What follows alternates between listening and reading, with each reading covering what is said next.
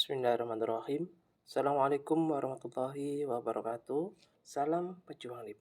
Salam Praja Wibawa. Bertemu lagi dengan saya Nanang Harun Nasim di channel Nanang Chan, media berbagi informasi seputar ASN. Pada video kali ini kita akan membahas tentang latihan soal Pranata Teratipum Tes P3K tahun 2024 pada edisi ke-6. Bagi kakak-kakak yang belum lihat pada edisi 1 sampai edisi 5, langsung saja masuk ke channel kita. Di situ sangat banyak sekali materi-materi atau latihan soal yang telah kami share pada tahun-tahun sebelumnya. Itu kita mengadopsi pada curhatan teman-teman kita yang telah melakukan tes pada tahun-tahun sebelumnya. Oke, di situ juga banyak sekali tentang latihan soal pada kompetensi manajerial, sosial kultural, kemudian ada wawancara. Oke, langsung saja kita ke pokok pembahasan pada video kali ini.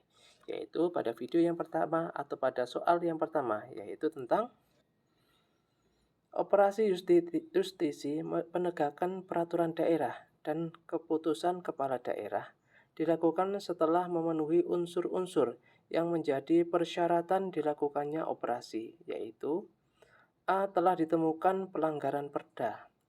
B. Telah ditemukan pelanggaran keputusan kepala daerah. C. Telah dilakukan teguran pertama, teguran 1. D. Telah dilakukan teguran 2. Atau E. Semua jawaban betul. Oke, jadi operasi justisi penegakan perda atau keputusan kepala daerah dilakukan setelah memenuhi unsur-unsur yang menjadi persyaratan dilakukannya operasi, yaitu jawaban yang tepat yang mana? Yaitu semua jawaban sama, yaitu ada unsur-unsurnya. Ya, pertama adalah telah ditemukannya pelanggaran perda. Kemudian yang kedua, ditemukannya pelanggaran keputusan kepala daerah. Yang ketiga yaitu telah dilakukannya teguran pertama. Kemudian telah dilakukan teguran kedua. Oke, kita lanjut ke soal berikutnya. Moto Polisi Pamong Praja adalah Praja Wibawa, yang berarti A. Pemerintahan yang berwibawa harus dikembalikan kepada tujuan dasar utama atau hitahnya. B. Abdi utama bagi nusa bangsa. C. Di darat dan di laut kita jaya. D. Prajurit yang tiada tanding. Atau E. Sayap tanah air. Jadi moto Polisi Pamong Praja adalah yaitu pemerintahan yang berwibawa harus dikembalikan kepada tujuan dasar atau hitahnya. Oke, kita lanjut ke soal berikutnya. Sebelum menjadi Satuan Polisi Pamong Praja, setelah proklamasi kemerdekaan di mana diawali dengan kondisi yang tidak stabil dan mengancam NKRI, dibentuklah Detesemen Polisi sebagai penjaga keamanan Kapanewon di kota A. Jakarta, B. Bandung, C. Surabaya, D. Yogyakarta, atau E. Madiun.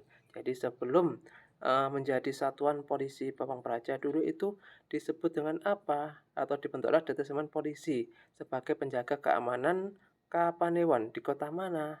Yaitu di kota Yogyakarta. Oke, kita lanjut ke soal berikutnya. Menurut Aristoteles, secara garis besar keadilan dibagi menjadi dua macam. Adapun keadilan yang dilakukan dengan cara memberikan sesuatu tanpa melihat kondisi sosial, jenjang pendidikan, dan jabatan seseorang disebut apa? A. Keadilan distributif. B. Keadilan komutatif.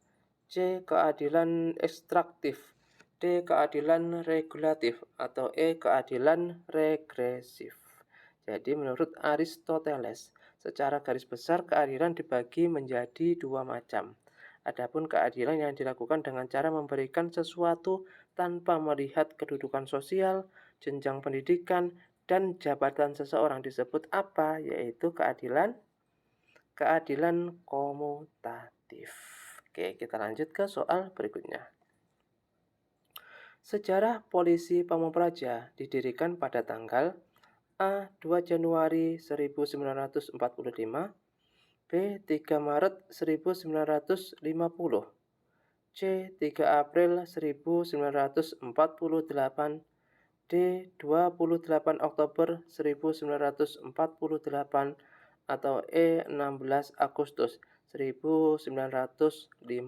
Oke, jadi sejarah Polisi Pamung Praja itu didirikan pada tanggal berapa?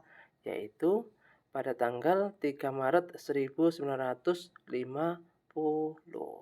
Oke, kita lanjut ke soal berikutnya. Istilah Satpol PP mulai terkenal sejak pemberlakuan Undang-Undang Nomor A.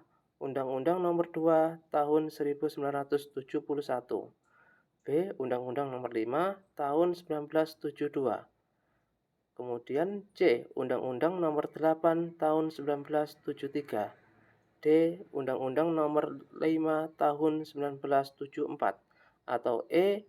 Nomor 5 Tahun 1978. Jadi istilah Satpol PP mulai terkenal sejak pemberlakuan Undang-Undang Nomor berapa? Yaitu Nomor 5 Tahun 1974. Oke, kita lanjut ke soal berikutnya.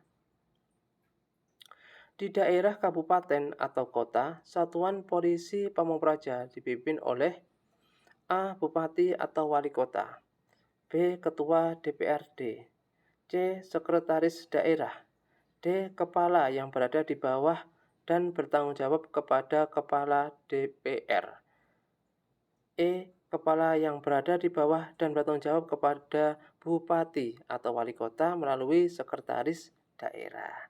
Oke, jadi di daerah kabupaten atau kota itu, Satuan Polisi atau Satuan Polisi Pamung Praja dipimpin oleh apa?